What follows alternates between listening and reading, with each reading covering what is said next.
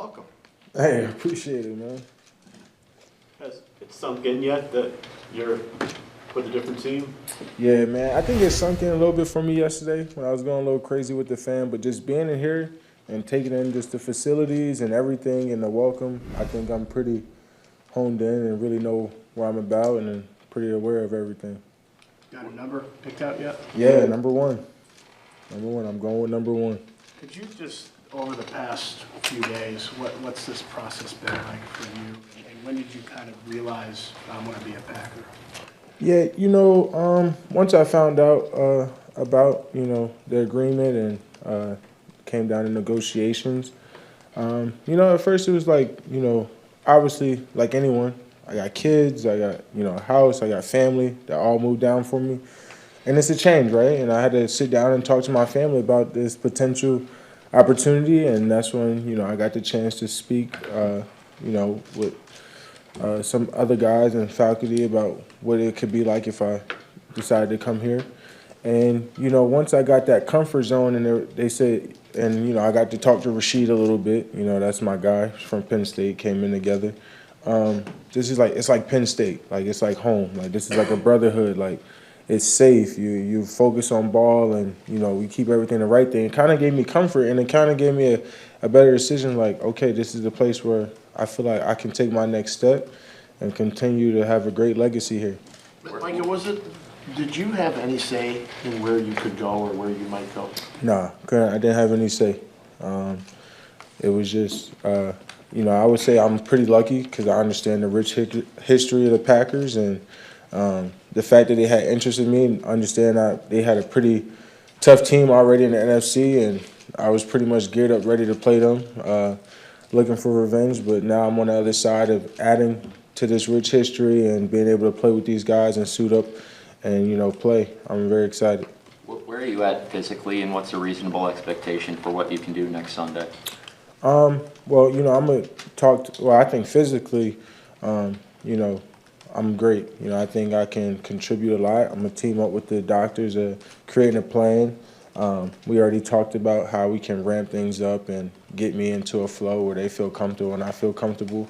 But, my plan is to be here. They didn't give up what they gave up for me to sit on the sidelines and make this big of a, risk and change for me to do that. So I'm finna give my all.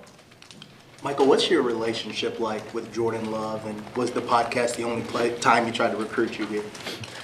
Oh, man, I don't think it was ever like a serious conversation because, even me, like many of us, I never thought I'd be traded, But, that's the harsh reality. But, me and Jordan, we're super close, I would say. Obviously, having the same agent, me and Jordan been together in Dubai and, through the podcast, Super Bowl weekends. So we got a very good relationship.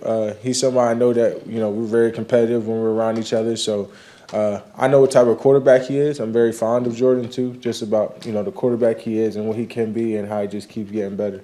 You said you never expected to be traded. How does it feel now to be in this position?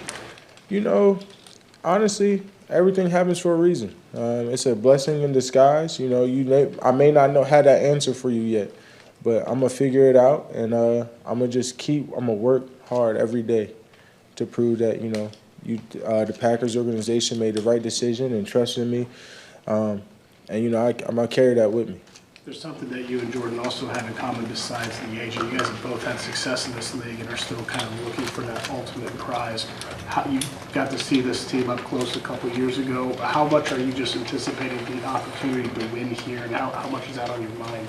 Oh, man, winning is everything to me. I don't think you're going to find a more competitive person on the team or anywhere in the NFL when it comes to anything we do. We could go out and shoot hoops. We could go out there and throw a baseball, see who could throw the hardest, whether it's miles per hour. We could go run 40-yard sprints. I'll wait till you get tired if you're faster than me. I don't think you're going to find someone that's more competitive. So when you talk about winning and the stage of what it takes, I haven't been there, and I don't know what it takes, but I got a funny feeling that, a lot of this history, this program does. They went further than us, and obviously they had a big win against us, and I trust Coach LaFleur. And, I really feel like, we can do it. And like I said, I really want to win real bad. What have your conversations been like with Halfley, and what's the plan look like for the next week to get up to speed in the defense? You know, I'm gonna meet with him Monday. Actually, we're gonna meet a little bit when I come in on Sunday. Obviously, get a little bit ready, but you know, he says he got a lot planned for me. I don't know what the scheme look like. I just got my iPad today, so I'm gonna look over it, and I'm super excited, man. I know about his creativity. I heard a lot. You know, obviously, you know, I don't watch their defense a lot, but you know, I'm excited to learn. I'm excited to get better, and you know, be a dominant player for him. Micah, in your social media video after the trade, you had some Reggie White clips interspersed into it. A, why was that important to you? But B, is that the kind of guy that you're chasing to be I mean, obviously you're all pro, but a legendary Super Bowl winning, you know, all-timer kind of guy? Yeah, 100%, bro. Reggie is like one of the GOATs. I mean, I'm just looking at his stats, and the fact he had like 70 sacks in like 5 years is just like outrageous to me. And this guy's just like this freak, and you know, I didn't even know. I just learned more history about him today, just about how he's the first free agent and how he came here and won championships. And yeah, people make the comparisons, but you know, I just looked at him like somebody who won. He came here. He can do that. I think I can do that too. I think I can do anything I put my mind to. I looked on that wall and I saw Brett Favre. I saw Reggie. I saw all those legends, and I was like, I gotta be there. And you know, you go near the draft room, and they're all having their hands up, and they having that moment. I'm looking for that moment, and you know, I'm going to take advantage of this moment and maximize it to reach that moment. Micah, do you have a preference in how you're used? You were used differently in Dan Quinn's, you know, defense than you were in Zimmer's, where you were just had your hand down a lot. Do you have a preference, like you like to move around? Yeah, I love to move around. I think that creates just the matchups that we like. Because let's be honest, man, it's hard to get to the quarterback in this league. And you got to run favorable matchups. So when I get that opportunity of not getting double teamed, you know, I got to win that matchup, and I got to take advantage of that and get pressure on the quarterback. Or else, you know, it's kind of easy for a team to kind of program, say, hey, he's always going to be a left side. So that's why I like to alternate. I like to go, sometimes I want to be on the right side, sometimes I want to be on the left side. I just try to maximize my game so that way I can't be limited or schemed against. So, you know, I pretty much I'm cool to drop, show up, come in over the A gaps, come over the B gaps. So I'm really valuable in every which way. I think I can win at any spot on the field. It's just about, you know, am I going to be put there? And, you know, that's the type of guy he has.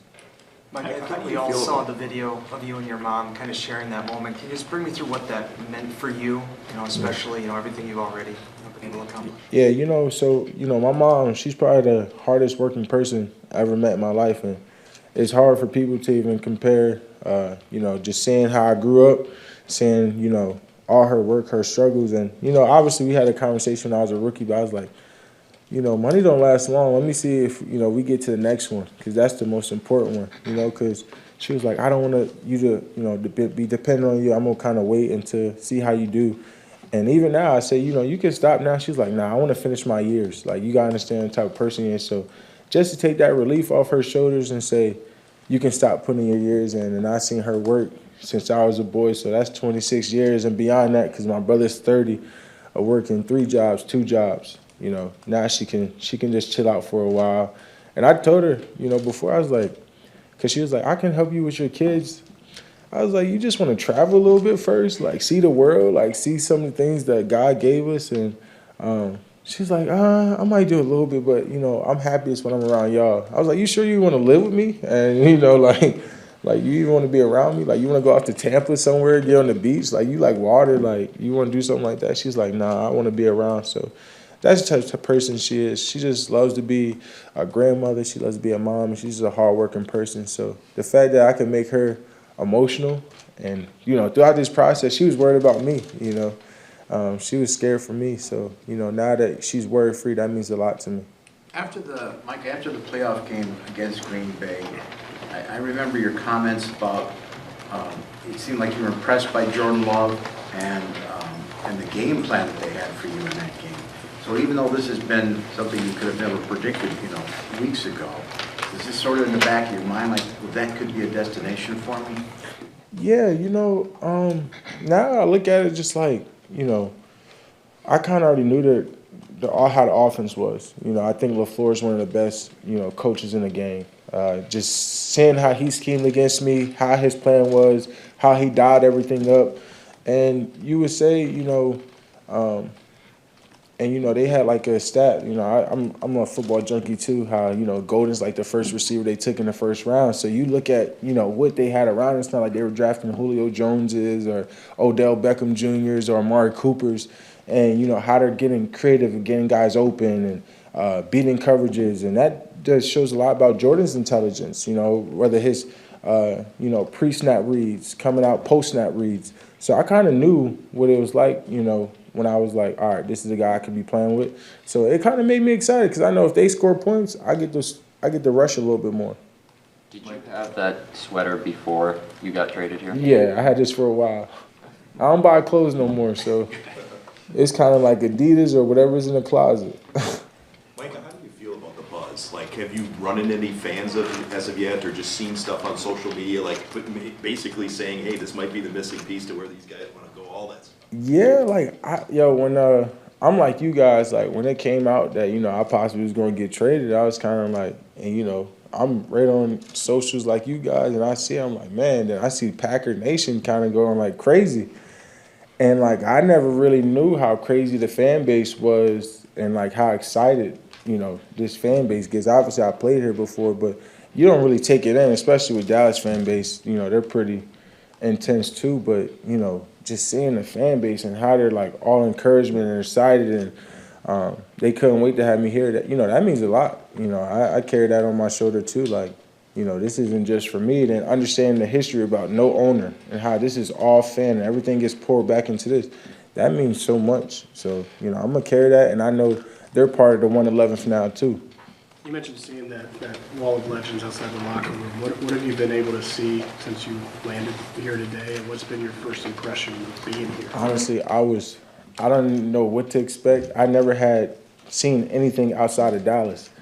And, Dallas is pretty nice itself, and I'm looking around like, whoa, this is nice as it gets. And I'm super impressed by the facilities, the lunchrooms, the meals they prep for us, the training staff, the dietitians, everything that they're offering. As a player, I feel like there's no reason to look for anything outside the building, and that's you can't say that about a lot of places. You talk to a lot of guys around, they feel like they have to bring in chefs or things like that. Nah, these guys, they literally pouring everything into this building, and that means a lot. So I'm very impressed, and I'm excited to get to work.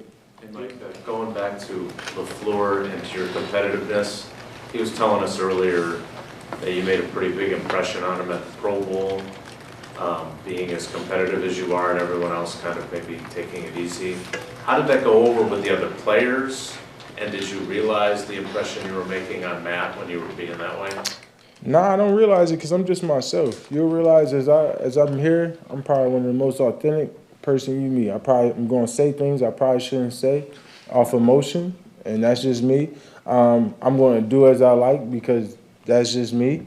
All I know is go, and I don't feel like if I feel like you can't be around me because you're not on go too, we probably shouldn't be friends or probably be in the same room. So I just don't be around you. So I think in terms of all our twisted minds of being elite competitors and a guy that's like, well, this is I grew up, watching Sean Taylor in the Pro Bowls, and I'm like, we're in pads, it's best on best. Let me see what I can do a little bit, So that's how I take advantage. So all I know is go. So, if he likes that, that means we're just one of the same. And that's a good thing. That's kind of what I figured of him. And that's why I got a pretty high standard about him. Got a few games before this, but you're going to be going back to Dallas pretty soon. Just how do you envision kind of that return, what that's going to be like, the atmosphere and everything? Well, obviously Dallas got to do what they got to do to get to week 4. We got to do what we got to do. I see no easy games. I see the Lions first on Sunday, what I got to try to get ready for it, and I see the Commanders on Thursday night. So I see 2 games that got some of the most, elite offenses in the NFL before we get to Dallas, which I know is another elite offense after seeing them all in camp with CD and Pickens. So, I got to focus on that one first. But when it comes to week 4, we'll be ready. And, we're going to prepare the same way we had the previous weeks. You've made a few statements, but, through this last 4 or 5 months, is there anything you want to say to your Cowboy fans today that, here you are, this is your next chapter? Yeah. To Cowboy Nation, really just thank you. Like, I don't think people realize, I'm a very simple man. It's all about principle with me, and it's all about, the love and authenticity. And, for me, just a kid I never left Pennsylvania pretty much until I got drafted. I was a Harrisburg, Pennsylvania guy to Penn State, and the moment I got drafted, I had a second home. And they welcomed me, they opened their hearts out to me, they poured into me. That fan base is one-on-one. So thank you to the fan base, thank you to all the players that I played with. I'm gonna miss my dog Seven. That's like a brother to me. There's a lot of people that I got close relationships with over there, and I'm gonna miss them regardless. Overshown, that kind of like really, you don't realize how people, and I told Overshown this, like you don't realize the impact people have when you see their determination, the resilience, the keep getting back up factors. And these is both guys who had knee injuries, and I saw that just work so hard, and you just want to pour back into them. So, I wish, things didn't have to be like this, but, I'm happy for this opportunity. I'm happy to be here, and, I'm ready to win some games. Mike, did you talk to, before you left, did you talk to Jerry, Steven? Did they tell you that you were being traded, or was it all through David? It was pretty much all through David. You know what I mean? Mike, you said that you're a football junkie. 2 first-round picks, a premium player, a huge contract that comes across on that trade. What type of expectations come along with that for you? Yo, I'm not even gonna lie. There is a lot of expectations, and I'll be a fool to not think that there isn't expectations or there isn't pressure in the position that I'm stepping into. But then again, that's a blessing in itself. That means that they believed in me that much to put that much. They believe I'm that much of a future in this organization, and they showed that in every which way. So that just alone just shows me the type of person I need to be in this building every day. And I'm very determined. I would say these last 4 months have been probably the hardest 4 months of my life. And, my family's saying, you're acting different, because it's hard. When you're the soldier of the family, it's hard to say when you're unsure yourself. It's easy when, you could just go to the store and buy the groceries and know there's going to be food on the table. But if you can't go to the store, how's there going to be food on the table? And that's kind of how I felt. So, but during this time, it just made me stronger. It made me more mentally stronger, that I can get through anything. And it just showed me that, whatever happens, you can't really control it. And that all you can do control is every day. So when y'all say, how do you feel physically? I was working every day, pushing myself. Even when I couldn't be out there, I had to do it on my own. And I took that at my own right to say I was going to do that. And I pushed myself every day. And so I'm going to be ready. I'm going to be here to win games. And I'm going to push these guys to do what we have to do to prove this organization was right about me. Your dad did a TV interview yesterday, and he talked about your history with the Harrisburg Packers. Can you take us through that? Yeah, man. So growing up, I started off as a Harrisburg Packer. And, it's kind of like, man, and just being here as a Packer today, it's like life always comes full circle for me. And I don't really know why. I think God has his hand over me more than I could ever ask for. So, shout out to Coach Ham. That was the first person to ever make me believe as a Harrisburg Packer that I could be special and I could be different. And, in life we don't know what comes with being special and different until we're actually in it. So, shout out to Coach Ham. And, being a Packer now here today, it's an extreme honor and a blessing. What'd you play back then? What'd you play back then? I was a running back. Yeah, y'all gonna see. I got skills, man. If I ever get a turnover, we going to the crib. I gotta get a Lambeau leap, man.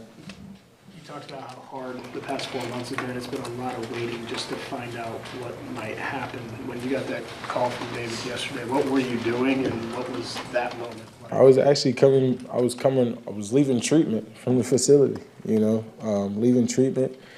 And I told Dave, I said, bro, I told him that day, I was like, man, I don't know what's going to happen, but I need you to get something done soon. I have not played football this long since I was in 7th grade, and I was overweight. I was so overweight that, I just took a massive growth spurt in 7th grade that, I was in them weigh-ins before the game, and I had to take the whole 7th grade year off. And I ain't play again until 8th grade, and I played freshman football. So I was like, bro, you need to hurry up and get me on the field. Like, you need to get me moving. Like, I don't really like this waiting game. So the fact that, I feel, bro, y'all don't even understand how relieved I feel. I told Rasheed, I said, bro, just go ahead and get ready for your best practice week, because I ain't put my hands on somebody in so long, and I'm just so ready to get out there. Like, y'all don't even understand, bro. Like, it's miserable when, like, you missing the thing that you love, like, because this is what it's about, right? We play it because we love, right? And, bro, just missing that. Like, my getaway, I'm just holding everything in. Like, workouts is cool, pushing yourself, cool, but just actually playing what you love. That's like watching your big brother just play Xbox all day and you never get to touch it. You just get to see it. Like, that's kind of how I feel. I got to watch everyone get better, get, faster, learn the system, do everything. But I couldn't be out there, and that kind of hurt me more than anything. What did you do during that time, to keep your mental in a good spot? And, when you weren't playing football, what did you do during that time? Bro, I relied on a lot of family and a lot of, scriptures. Like, my mentor sending me scriptures, a lot of God, for real, like praying. Like, mom calling me to pray, uncle calling me to pray, a lot of family calling me to pray. And, they just praying that God, take this off my shoulders. And he sure did, because when I got that call, like, there was nothing he couldn't tell me, bro. I ran out the building. I'm like, bro, I'm on my way home. When they want me there, you know what I mean? Like, it's time. So you called him yesterday and had that chat. How long did it take for him to call you back and say, okay, it's done now? I called him at like noon. He called me at like 4:30. He said, we're almost done. He's like, be patient. I was like, Dave, hurry up, bro. Like, I'm trying to, get ready and take this next step. Like, y'all don't even understand how excited I am to be here. I hope they understand the type of player that's going to come into this building every day to get better. And I understand what Kenny meant to this organization. I never want to try to replace him. I just want to try to sustain the standard that he left here and his print that he left. And same just like the other prestigious guys that came through this program. Does your talent bring a responsibility to be a leader, or is that just who you are anyway? I think both. I think just as, like, if you're going to be the best player, you have to find ways to lead. And I wouldn't say I'm the most vocal guy. I'm a guy that just wants to go out there and run through somebody's face and make some plays. But as I kind of grew up and I kind of was able to sit back and be a teacher for once, and show guys things and be that on the field, I think, allowed me to see a different side of myself that I think I can add here now. Michael, were you, last one, given how it felt to watch your brothers play Xbox, basically, were you starting to worry that this stalemate was not going to get resolved? And, I mean, the Cowboys game is not that far away for them, their opener. Like, were you starting to worry that you were going to have to take this farther than you even wanted to? I was. And it's obviously not what I wanted. I think, throughout my career, I played through so many different obstacles and things like that. Like, every opportunity is a great opportunity. That's kind of how I look at it. And I did not want to be in a position where I was missing opportunities, not only to feed my family, but like I said, the brotherhood. Like, them guys wanted me on the field as bad as I want to be on the field. They look at me as, they big brother. Like, he needs to be out there. I know we can win with him. I know what he can do out there. So, yeah, I was worried about that, but now it's resolved. I'm going to fly in here Sunday afternoon, learn this playbook, and get ready and try to go out there and perform on Sunday afternoon.